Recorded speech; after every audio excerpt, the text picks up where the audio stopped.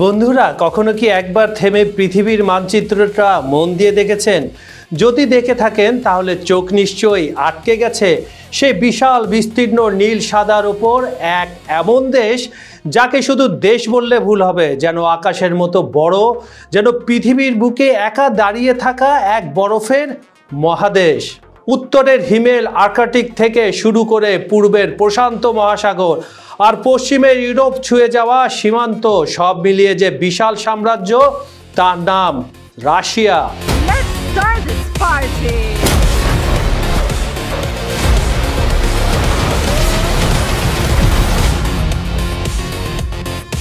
কখনো একদিন তার নাম ছিল সোভিয়েত ইউনিয়ন, এক মহাশক্তির গল্প, এক পতনের ইতিহাস। 80-র দশকের শেষের দিকে পশ্চিমা রাজনীতিক দাবার ছকে সে সাম্রাজ্য ভেঙে গুড়িয়ে পড়ে, যেন বিশাল কোনো পর্বত এক ঝড়ের আঘাতে ভেঙে খসে পড়ল। কিন্তু গল্প এখানে শেষ নয়। গত 2 দশকে রাশিয়ার দৃশ্যপটে উপস্থিত হলো এক চরিত্র, এক ক্যারেক্টার, যাকে কেউ নেতা বলে, কেউ বলে আইকন, কেউ বলে বীর, কেউ বলে বিতর্কের কেন্দ্রবিন্দু। কিন্তু দুনিয়া তাকে চেনে অন্য নামে, ভ্লাদিমির পুতিন।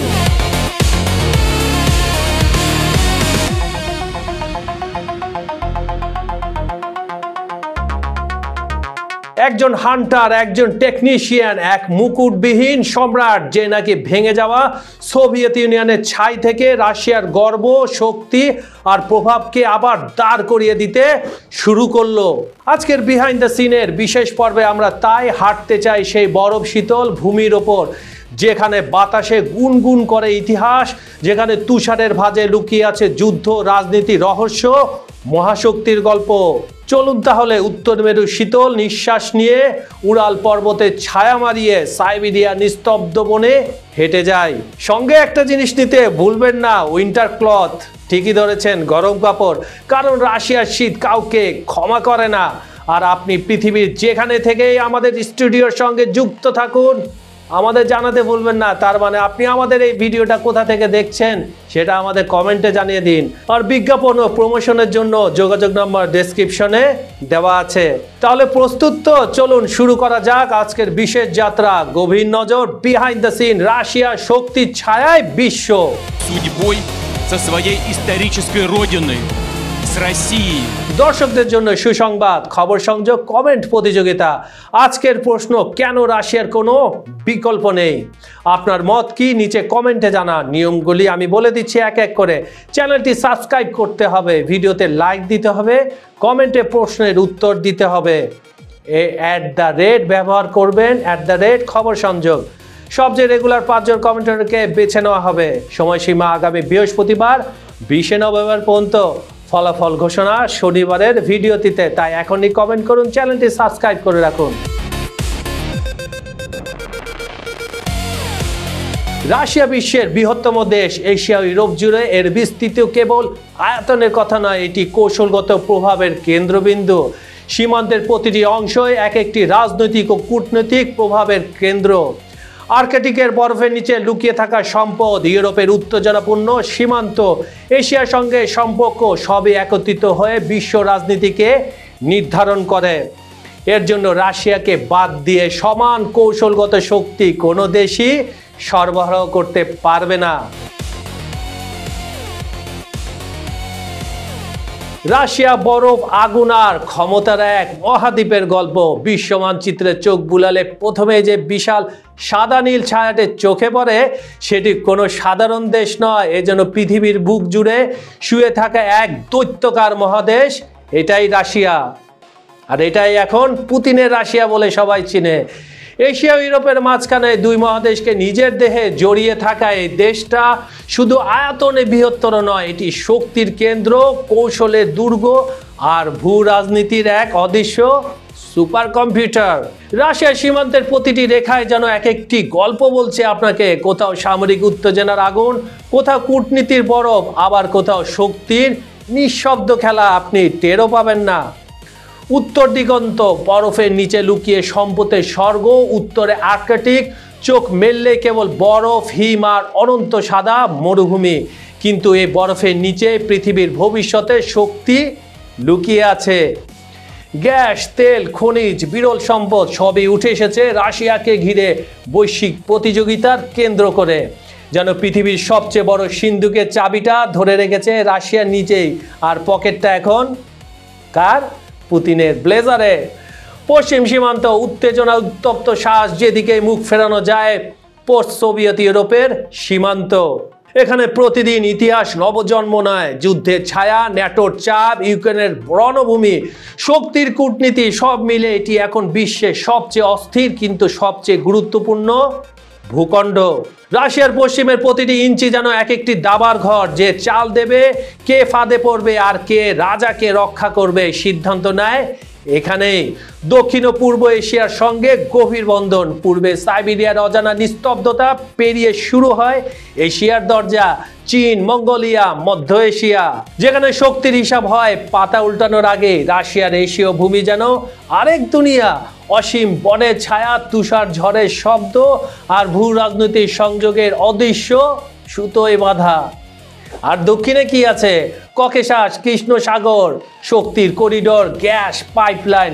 এগুলো শুধু অঞ্চল নয়, এগুলো ভবিষ্যতের সমীকরণের চাবি। বিশ্ব রাজনীতির নীরব সম্রাট। এই সব মিলিয়ে রাশিয়া এমন এক দেশ যাকে বাদ দিয়ে বিশ্ব রাজনীতির কোনো সমীকরণই সম্পূর্ণ হয় না।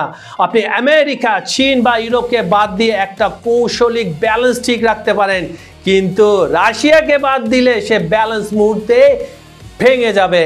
এক কথায় রাশিয়া সেই একমাত্র শক্তি যার বিকল্প তৈরি করা অসম্ভব।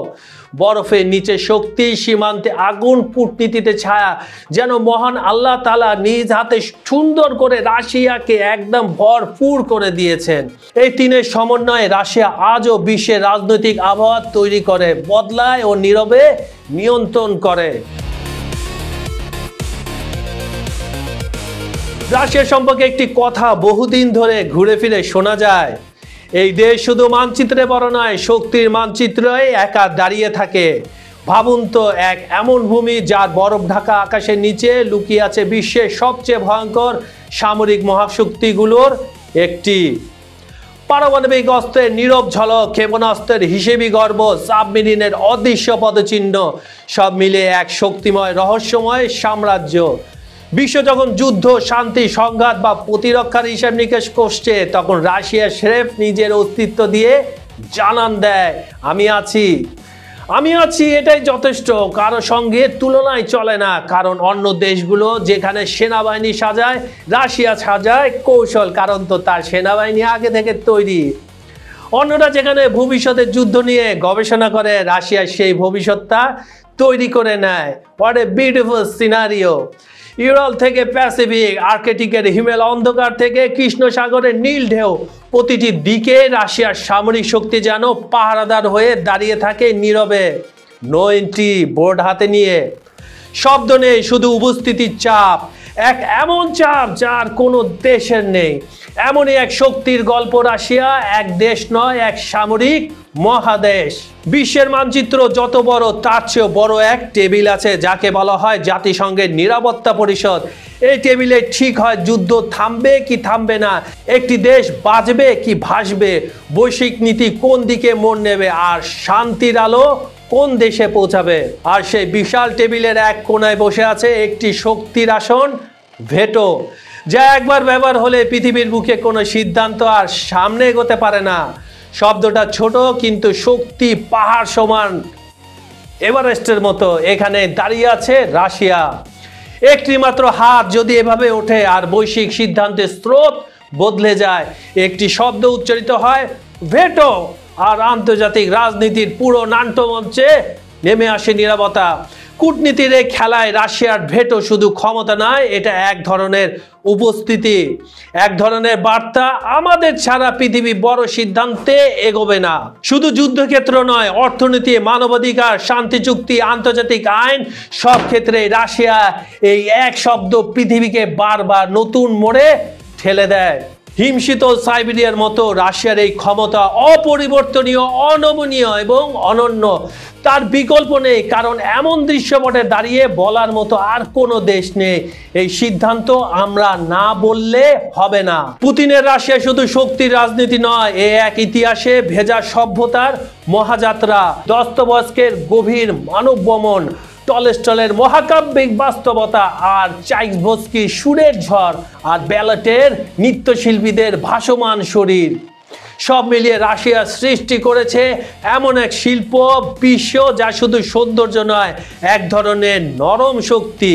এক সংস্কৃতি ছড়িয়ে আছে প্রাক্তন সোভিয়েত ভূখণ্ডের প্রতিটি কোণে, এমনকি বিশ্বের অজস্র প্রান্তে, যেখানে রাশিয়ার সাহিত্য, সঙ্গীত ও শিল্প আজও অনুপ্রেরণা হয়ে বেঁচে আছে। তাই বলা হয় রাশিয়ার ইতিহাস ও সংস্কৃতি শুধু তুলনাহীন নয়, এর আসলেই কোনো বিকল্প নেই।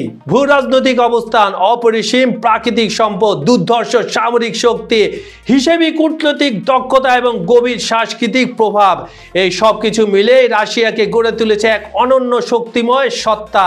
আজকের বৈশ্বিক ব্যবস্থায় রাশিয়ার কোনো সরাসরি বিকল্প নেই। এটি শুধু একটি দেশ নয়, এটি এক শক্তি, এক ইতিহাস, এক দর্শন যা পৃথিবীর রাজনীতিকে নীরবে, দৃশ্যমানভাবে, কখনো কঠোরভাবে, কখনো কৌশলে প্রভাবিত করে যায়। আর সেই কারণে রাশিয়া আজও বিশ্ব মানচিত্রের এক অপরিহার্য অংশ, এক বিশাল উপস্থিতি যাকে উপেক্ষা করার মতো সাহস কোনো শক্তির নেই। আজকের বিহাইন্ড দ্য সিনের অনুষ্ঠানটি ভালো লাগলে অবশ্যই লাইক, কমেন্ট ও শেয়ার করবেন। আর খবর সংযোগ ইউটিউব চ্যানেলটি সাবস্ক্রাইব করে আমাদের সঙ্গে থাকুন। আপনারা কোন দেশ, কোন বিভাগ, কোন জেলা, উপজেলা, গ্রাম বা এলাকার কোথা থেকে আমাদের অনুষ্ঠানটি দেখছেন তাও জানাতে ভুলবেন না। আপনাদের প্রতিক্রিয়ায় ভবিষ্যতে আমাদের এগিয়ে যাওয়ার সবচেয়ে বড় অনুপ্রেরণা। আর বিজ্ঞাপন ও প্রমোশনের জন্য ডেসক্রিপশন নাম্বারে যোগাযোগ করুন। আমি কাজল হায়দার আজকের মতো এখানেই শেষ করছি। কথা দিচ্ছি আগামীকাল একই সময় একই চ্যানেলে আবারও হাজির হব ইনশাল্লাহ। থাকবে নতুন কোনো টপিক, আরো গভীর বিশ্লেষণ ও বৃহত্তর দৃষ্টিভঙ্গি নিয়ে। সবাই ভালো থাকুন, নিরাপদে থাকুন। আল্লাহ হাফেজ। আর আমাদের ভিডিওগুলো লাইক, কমেন্ট ও শেয়ার করুন এখনই। ধন্যবাদ সবাইকে।